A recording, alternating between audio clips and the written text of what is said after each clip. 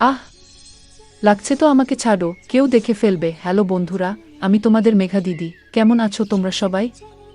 আশা করি অনেক ভালোই আছো। আর তোমাদের ভালোবাসায় আমিও অনেক ভালো আছি, কারণ তোমরা আমাকে যে পরিমাণে ভালোবাসা দিয়েছো এবং সাপোর্ট দিয়েছো তা আমি কোনোদিন ভুলতে পারবো না। তাই তোমাদেরকে মজা দেওয়ার জন্য আবারও একটি নতুন গল্প নিয়ে হাজির হলাম। গল্পটি শোনার মতো, আশা করি তোমাদের দাঁড়িয়ে যাবে। আর তোমরা হাতের কাজ করতে করতে সবাই হেডফোন নিয়ে বসে যাও। যদি আমার গল্প শুনে মজা পাও তাহলে অবশ্যই আমার চ্যানেলটি সাবস্ক্রাইব করবে। তো চলো বন্ধুরা, আমরা কথা না বাড়িয়ে আসল গল্পে চলে যাই। ওই ছেলেগুলো আমাকে অনেক টাকা দিয়ে এক রাতের জন্য নিয়ে গেল।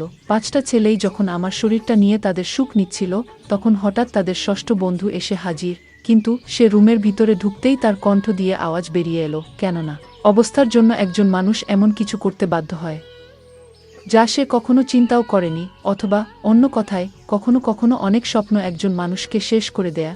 আর আমিও কখনো পূরণ না হওয়া স্বপ্নের আশায় বেরিয়ে পড়ি। আমি রাত 12টার পর থেকে তাদের ছোট্ট ঘরে বিছানায় শুয়ে আছি। একটার পর একটা ছেলে আমাকে শেষ করে দিচ্ছিল। ব্যথা অনেক ছিল, কিন্তু এইসবি আমি নিজের ইচ্ছায় গ্রহণ করেছি না। আমার পোশাকের হুঁশ ছিল না, আমার শরীরের ব্যথার হুঁশ ছিল।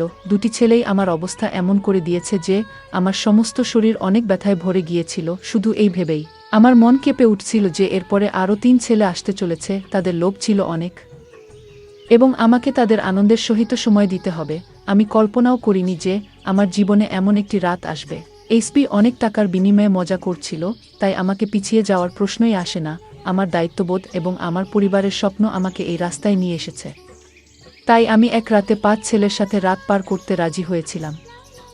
সাধারণ পরিস্থিতিতে কোনো মেয়ের পক্ষে এরকম ভাবাও সম্ভব নয়, কিন্তু আমি যে জায়গায় দাঁড়িয়ে আছি, এই সিদ্ধান্ত নিতে আমার অনেক বেশি সময় লাগেনি। তারা সবাই সুস্থ সবল ছেলে ছিল, যাদের শক্তির কাছে আমি কিছুই না। 2 ছেলেই আমাকে মুহূর্তের মধ্যে শেষ করে দিচ্ছে, তাদের লোভ ছিল অনেক বেশি। এই প্রথম কোনো ছেলের ছোঁয়া পেয়েছিলাম। দ্বিতীয় ছেলেটি চলে যাওয়ার সাথে সাথে তৃতীয় ছেলেটি ঘরে প্রবেশ করল। আমি একটা নিঃশ্বাস নিয়ে বললাম, আমি একটু সময় চাই। কিন্তু সে বলল, আমার কাছে সময় নেই, আমার অন্য বন্ধুরা বাইরে বসে অপেক্ষা করছে। তার কথা শুনে আমার চোখে পানি চলে এলো। সে সাথে সাথে আমার দিকে এগিয়ে এলো। আমার চোখের পানি উপেক্ষা করে সে আমার উপরে ভেঙে পড়তে থাকলো। আমার শরীর সহজের শক্তি হারাচ্ছিল। আমি বারবার চেষ্টা করলাম ওকে আমার থেকে দূরে পাঠিয়ে দিতে, কিন্তু সে ততই আমার উপরে আধিপত্য বিস্তার করতে থাকলো। মনে হলো যেন সে এই খেলাটা উপভোগ করছে। আমি যখন তাকে সরিয়ে দিতাম, সে ততই আগের চেয়ে অনেক বেশি উৎসাহ নিয়ে আমার কাছে আসতো। তাই এখন আমি ওকে থামাতে চেষ্টা না করে চুপ করে সহ্য করে যাচ্ছিলাম। আমার উপরে হওয়া এই কাজটা 1.5 ঘন্টা ধরে সে তার সুখ মেটাতে থাকলো। আর যাবার সময় আমার শরীরে দাগ দিয়ে বলল, সুযোগ পেলে আবার আমার সাথে সময় পার করতে আসবো। সে চলে যাওয়ার পরে আমি আমার শরীরের দিকে তাকিয়ে অবাক হয়ে উঠলাম। শরীরের এমন কোনো অংশ নেই যেখানে দাগ নেই। তৃতীয় ছেলে তো আমাকে সবচেয়ে বেশি কষ্ট দিয়েছে, বিভিন্ন স্থানে তার দাগের চিহ্ন ছিল। এবং তারপরের 2 ছেলেও ঘণ্টাখানেক আমাকে তাদের সুখের শিকার বানালো। তারা আমার প্রতি বিন্দুমাত্র দয়া দেখায়নি। এবং কেন দেখাবে? ওরা আমার একটা রাত, একটা বড় অঙ্কের টাকার বিনিময়ে কিনেছে। তারা শুধু তাদের সুখ নিচ্ছে। আর এই একটা রাত আমার জীবনের সবচেয়ে অন্ধকার রাত হয়ে গিয়েছে। আমার অবস্থা এমন হয়েছিল যে আমার কোনো জ্ঞান ছিল না। ব্যথার কারণে আমি এদিক ওদিক ঘুরতেও পারছিলাম না। আমার চোখ আস্তে আস্তে বন্ধ হতে শুরু করে। তখনই তারা আমাকে বলল যে তাদের একজন বন্ধু এসেছে। তাকে অস্বীকার করার বা তার বিরুদ্ধে প্রতিবাদ করার মতো শক্তিও আমার অবশিষ্ট ছিল না। ষষ্ঠ ছেলেটি রুমে এসে আমার বিছানার কাছে এসে আমাকে দেখেই তার আওয়াজ বেরিয়ে এলো। কী কারণে তার আওয়াজ বেরিয়ে এলো তা জানলে আপনারাও অবাক হয়ে যাবেন। আমার নাম মধুমিতা, আর আমার বয়স তখন মাত্র 22 বছর। আমি গ্র্যাজুয়েশন করেছিলাম, কিন্তু আজকাল স্নাতক কিছুই নয়। বিএড করার পরেও মানুষ ডিগ্রি হাতে নিয়ে রাস্তায় রাস্তায় ঘুরে বেড়ায়, এটার সঠিক ধারণা আমি তখন বুঝতে পারি যখন আমি চাকরি খুঁজতে বের হলাম। প্রতিটি কোম্পানির সামনে তরুণ তরুণীদের একটা বিশাল লাইন, নিজের সময় আসার অপেক্ষায়। এমন অবস্থায় আমার মতো একটা মেয়ে কোথায় চাকরি পাবে, যার না আছে কোনো অভিজ্ঞতা, না কোনো বড় ডিগ্রি? কিন্তু চাকরি পাওয়াটা আমার অনেক প্রয়োজন হয়ে দাঁড়িয়েছিল, কারণ বাবা এই পৃথিবী ছেড়ে চলে যাওয়াতে আমাদের অবস্থা অনেক খারাপ হয়ে গিয়েছিল। বাড়িতে বাবাই একমাত্র উপার্জনকারী ছিলেন, আর আমরা 3 বোন অবিবাহিত ছিলাম। আমার বড় বোন শিক্ষিত না, তাই রোজগারের দায়িত্ব আমার উপরে এসে পড়ে। আমি যখন বাড়ি থেকে বের হলাম, তখন আমি বুঝতে পারলাম বাইরের জগৎটা কত কঠিন। এখন বুঝতে পারলাম বাবা কত কষ্ট করে আমাদের মুখে খাবার তুলে দিতেন। বাবার প্রতি আমার সবসময় রাগ হতো যে তিনি আমাদের ইচ্ছা পূরণ করেন না। আমার রাগে মন খারাপ হয়ে যেত। তবুও তিনি আমাকে অনেক আদর করে বলতেন, মা চিন্তা করিস না, একদিন তোরও ভাগ্য ফিরবে। কিন্তু সেই দিন আর এলো না। একদিন বাবা ঘুমের মধ্যে এই পৃথিবী থেকে চলে গেলেন। যখন সকাল, আমরা বুঝতে পারলাম যে বাবা আর আমাদের মধ্যে নেই, তখন আমরা বুঝতে পেরেছিলাম যে বাবা আমাদের জন্য কতটা ছিলেন। অন্তত তিনি আমাদের লোকের খারাপ দৃষ্টি থেকে রক্ষা করতেন, আর খাবারের মতো মৌলিক জিনিস থেকে বঞ্চিত ছিলাম না। বাবা এই পৃথিবী থেকে চলে যাওয়ার পরে কয়েকদিন পর্যন্ত আমাদের প্রতিবেশী ও পরিবারের সদস্যরা আমাদের সাহায্য করেছিল, কিন্তু আস্তে আস্তে সবাই যার যার জীবন নিয়ে ব্যস্ত হয়ে পড়ল। আজকের যুগে কে কাকে খাওয়াতে পারে? আমি চাকরির খোঁজে বাড়ি থেকে বাধ্য হয়েছিলাম, এবং আমি বুঝতে পেরেছিলাম যে বাইরের জগৎ মেয়েদের জন্য কতটা কঠিন। আমি কোনো কোম্পানিতে চাকরি পাইনি। প্রতিটি কোম্পানির বাইরে হাজার হাজার ছেলে দাঁড়িয়ে আছে। আমি স্কুলের দিকে গেলাম। যখন আমি ঘুরলাম, সেখানের অবস্থা আরও খারাপ। অর্ধেক দিনের বেশি কাজ করার পরিবর্তে মাসে মাত্র ৬,০০০ টাকা পাওয়া যেত। সংসার খরচেই সব টাকা শেষ হয়ে যেত। এতেও স্কুলের মালিক আমাকে আমার অভিজ্ঞতার কথা জিজ্ঞেস করলে আমি চুপ হয়ে যেতাম। অনেক খোঁজাখুঁজি করেও কোনো কাজ পেলাম না। তাই আমার এক বন্ধুর ভাইয়ের মাধ্যমে আমি একটি পিৎজা হাউসে ওয়েটারের চাকরি পাই, যেখানে সারাক্ষণ ছেলে মানুষের ভিড় থাকত। সেখানে একটা কালো রঙের কোট আমার হাতে তুলে দেওয়া হলো, যার উপরে পিৎজা হাউসের নাম লেখা ছিল। পরের দিন থেকেই আমাকে কাজের জন্য ডাকা হয়েছিল।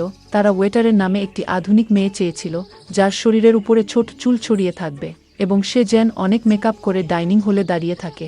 আমি ইউনিফর্মটি আমার ব্যাগে রেখে বাড়ি ফিরে এলাম। আমি তখনও ঠিক করতে পারিনি যে আমি এ কাজটি করতে চাই কিনা, কারণ এটা আমার জন্য খুবই কঠিন কাজ।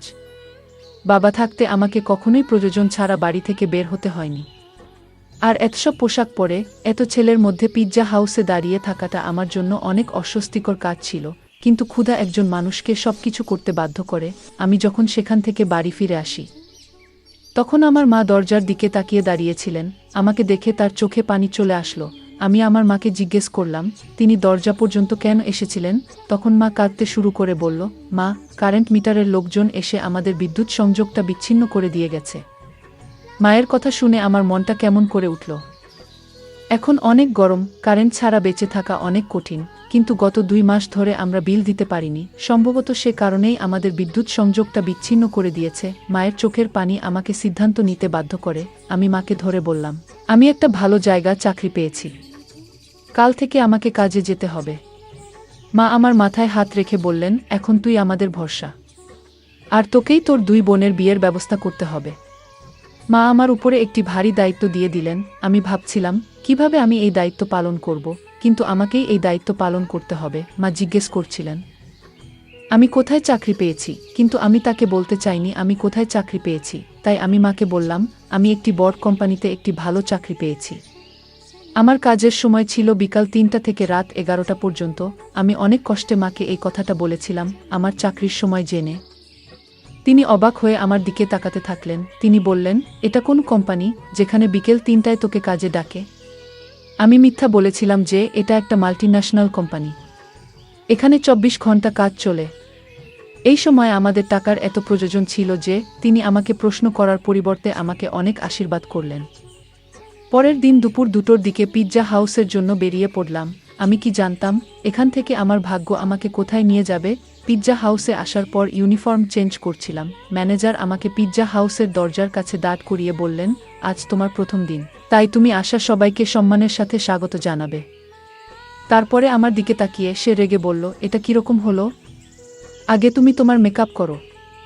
ম্যানেজারের কথা শুনে আমি টেনশনে পড়ে গেলাম, কারণ আমার মেকআপ ছিল না। সেখানে উপস্থিত আরেকটি মেয়ে তার মেকআপ নিয়ে আমাকে দ্রুত মেকআপ করে দিল। তারপরে আমি যখন আয়নায় নিজেকে দেখলাম, আমি অবাক হয়ে গেলাম। আমি জানতাম না যে আমি এত সুন্দর। আমার শরীরের রং সাদা, কিন্তু একটু মেকআপ করার পর আমি অনেক উজ্জ্বল হয়ে উঠলাম। আয়নায় নিজেকে দেখছিলাম। তখন মেয়েটি বলতে শুরু করল যে এই লোকগুলো তোমাকে শুধু তোমার সৌন্দর্যের জন্য এখানে রেখেছে, নইলে কাজ করার জন্য তো অনেক লোক আছে। আমি জানলাম যে আমি আমার যোগ্যতার জন্য নয়, আমার সৌন্দর্যের কারণে এই কাজটি পেয়েছি। কাজের প্রথম দিনটি আমার জন্য অনেক কষ্টের ছিল। আমি বিকাল 3টা থেকে দরজায় দাঁড়িয়ে আছি। এখানে আসা ছেলে মেয়েদের স্বাগত জানাচ্ছি। মহিলাদের সংখ্যা অনেক কম, বেশিরভাগ ছেলেরাই আসছিলেন। শেষের দিকে আমার পায়ে অনেক ব্যথা ছিল। তারপরেও বাসে করে রাত 12টার দিকে বাড়িতে পৌঁছালাম। মা জেগে আমার জন্য অপেক্ষা করছিলেন। আমি মায়ের সাথে বসে খাবার খেয়ে তাড়াতাড়ি বিছানায় শুয়ে পড়লাম। আমি বাবাকে অনেক মিস করছি। বাবা আমার বেশিরভাগ দুঃখ সামলাতেন। তবুও আমি সবসময় তার সাথে এটা সেটা নিয়ে রাগ করতাম। আমি পায়ের ব্যথায় অনেক কষ্ট করতে করতে বুঝতেই পারিনি কখন ঘুমিয়ে পড়েছি। পরের দিন আবার দুপুর 2টোর দিকে বাসা থেকে বের হলাম। আজ আমাকে দরজার কাছে দাঁড় করিয়ে না রেখে অর্ডার নেওয়ার জন্য কাজটি দেওয়া হয়েছিল। এই কাজটা আমার কাছে কিছুটা সহজ মনে হয়েছিল, কিন্তু কিছু সময় পরে বুঝেছিলাম এই কাজটা মোটেও সহজ নয়। আমি যার কাছে অর্ডার নিতে যেতাম, প্রায়ই ছেলেরা আমার মাথা থেকে পা পর্যন্ত তাকিয়ে হাসত, এবং জবাবে আমাকেও হাসতে হতো, কারণ এটাই আমার কাজের নিয়ম। তারা ইচ্ছাকৃতভাবে অর্ডার দিতে অনেক সময় নিত। মাঝে মাঝে অর্ডার দেওয়ার সময় আমার এত কাছে আসত যে আমার নিঃশ্বাস বন্ধ হয়ে যেত। এখন আমি ভালোই বুঝতে পারছি যে এই পিৎজা হাউসটি ওয়েটারের কারণেই চলত। এখানে আসা বেশিরভাগ ছেলেই আসত শুধুমাত্র মেয়েদের জন্য। দিনগুলো এভাবেই চলে যাচ্ছিল, এবং আমি এখানে কাজ শুরু করার 1 মাস হয়ে গেল। সেই 1 মাসে অনেক কিছু ঘটে যা আমার জন্য অনেক অদ্ভুত ছিল। ছেলেদের অর্ডার দেওয়ার অজুহাতের কাছে আসা এবং ডবল মিনিংযুক্ত শব্দ ব্যবহার করা। কিন্তু এই চাকরির সবচেয়ে ভালো জিনিস হলো, বেতন ছাড়াও এই 1 মাসে অনেক টিপের টাকা জোগাড় হয়েছিল। সেই টাকা আমি বিদ্যুতের বিল দিতে ব্যবহার করি। আস্তে আস্তে পিৎজা হাউসের বেশে খারাপ হয়ে পড়ি। প্রতিদিন সন্ধ্যায় 5 জন ছেলে পিৎজা খেতে এসে কোণা টেবিলে বসত। সেই টেবিলটা ছিল আমার ভাগে। আমি প্রতিদিন তাদের কাছে অর্ডার নিতে যেতাম। তারা 5 জনই 24 বছর থেকে 35 বছরের ছেলে, যারা আমার দিকে গভীরভাবে তাকাত। আজও যখন আমি তাদের কাছে অর্ডার নিতে গেলাম, তাদের একজন জিজ্ঞেস করে, তুমি এখানে বাধ্য হয়ে কাজ কর, তাই না? আমি হ্যাঁ বলে দিলাম। সে সাথে সাথে তার কার্ডটি বের করে আমার সামনে রেখে বলল, তোমাকে অনেক ভদ্র মেয়ে বলে মনে হচ্ছে। যদি তোমার কোনো সাহায্যের প্রয়োজন হয় তবে দয়া করে আমাকে মনে রেখো। আমি কিছু না ভেবেই কার্ডটি নিয়ে আমার কোটের পকেটে রাখলাম। আমি যখন কার্ডটি নিলাম, সে হাসল। তারপরে এই চলতে থাকলো প্রতিদিন। আমি তাদের অর্ডার নিতে যেতাম, তাদের একজন আমাকে প্রশ্ন করত। এইভাবে প্রতিদিনের কথা বলার কারণে আমাদের মধ্যে কিছুটা বন্ধুত্বপূর্ণ সম্পর্ক তৈরি হয়। দ্বিতীয় মাসও দেখতে দেখতে পার হয়ে গেল। তারপরে একদিন মা আমাকে বললেন যে, তোর বড় দিদির খুব ভালো একটা সম্বন্ধ এসেছে, আর তারা তাড়াতাড়ি বিয়ে করাতে চায়। মায়ের কথা শুনে আমি অনেক টেনশনে পড়ে গেলাম, কারণ সবেমাত্র আমি বাড়ির খরচ বহন করেছি। বিয়ের দায়িত্বের কথা ভাবতেও পারিনি। মা বলতে শুরু করেন, তোর কোম্পানি থেকে লোন নিয়ে অনেক বড় কোম্পানি লাখ টাকা লোন পেলেও তোর দিদির বিয়ে ভালোভাবে হয়ে যাবে। আমার বড় দিদি 24 বছর বয়সী, এবং মা তাকে নিয়ে অনেক টেনশনে ছিলেন। এখন আমি কিভাবে মাকে বলব যে আমি পিৎজা হাউসে ছোট একটা চাকরি করি, আমি কিভাবে লাখ টাকা জোগাড় করব? তাই আমি মায়ের কথার কোনো রিপ্লাই দেইনি, কিন্তু মায়ের চোখে আসার আলো স্পষ্ট দেখতে পাচ্ছিলাম। আমার মা নিশ্চিত ছিলেন যে আমি কোম্পানি থেকে লোন পাব। আর আমি ভাবছিলাম, আমার মিথ্যা আমাকে কিভাবে ফাঁসিয়ে দিয়েছে। পরের দিন আমি কাজের সময় সারাক্ষণ টেনশনে ছিলাম, যেটি আমার সাথে কাজ করা মেয়েটি লক্ষ্য করেছিল। সে আমাকে বলল, মধুমিতা, তোমার অনেক মন খারাপ মনে হচ্ছে। আমি তাকে বলেই দিলাম আমার বড় দিদির বিয়ে দিতে হবে, কিন্তু আমার কাছে এত টাকা নেই। আমার কথা শুনে সে বলল, তাহলে এত খরচ করার কি দরকার? কোনো রকমভাবে বিয়ে দিয়ে ছেড়ে দাও। ওর কথা শুনে আমি চিন্তায় পড়ে গেলাম। ও ঠিকই তো বলছে, এত বড় করে করার কি দরকার? বাড়িতে এসে মাকে পরামর্শ দিলাম দিদিকে সাধারণভাবে বিদায় দিতে। কিন্তু আমার কথা শুনে মা বলতে শুরু করলেন যে আমাদের অবস্থার কথা সবাই জানে না। ছেলের পরিবার আগে থেকেই টাকার একটা লম্বা লিস্ট ধরিয়ে দিয়েছে। আর এখন যদি তোর দিদিকে খালি হাতে বিদায় দেই, তাহলে ওর শ্বশুরবাড়ির লোকেরা সারা জীবন ওকে কথা শোনাতে থাকবে। মায়ের কথা শুনে আমি রেগে গিয়ে বললাম, দিদির এমন জায়গায় বিয়ে দেওয়ার কি দরকার? আমার কথা শুনে তিনি রেগে গিয়ে বললেন, অনেক কষ্টে একটা ভালো সম্বন্ধ এসেছে, তাতেও তুই দোষ খুঁজছিস। আজ যদি তোর বাবা বেঁচে থাকতেন, তাহলে এসব নিয়ে আমাকে ভাবতে হতো না। যে কোনো উপায়ে তিনি মেয়ের বিয়ের টাকা জোগাড় করতেন। মায়ের চোখে পানি দেখে আমার মনে অনেক কষ্ট হলো। তিনি তো ঠিকই বলেছেন, বাবা বেঁচে থাকলে কোনো না কোনোভাবে টাকা জোগাড় করতেন। আমি মাকে ধরে কথা দিলাম যে আমি তাড়াতাড়ি টাকার ব্যবস্থা করে দেব। আমি নিজেও জানতাম না এত টাকা কোথায় পাবো। আমি বাবার ছায়া, সত্যিই সন্তানের জন্য বড় আশীর্বাদ। তারা নিজের জীবনের ঝুঁকি নিয়েও সন্তানকে জীবনের সব সুখ দেয়া। আমার পক্ষে বাবার জায়গাটা নেওয়া অনেক কঠিন ছিল। এইভাবে টেনশনে দিনগুলো পার হয়ে যাচ্ছিল।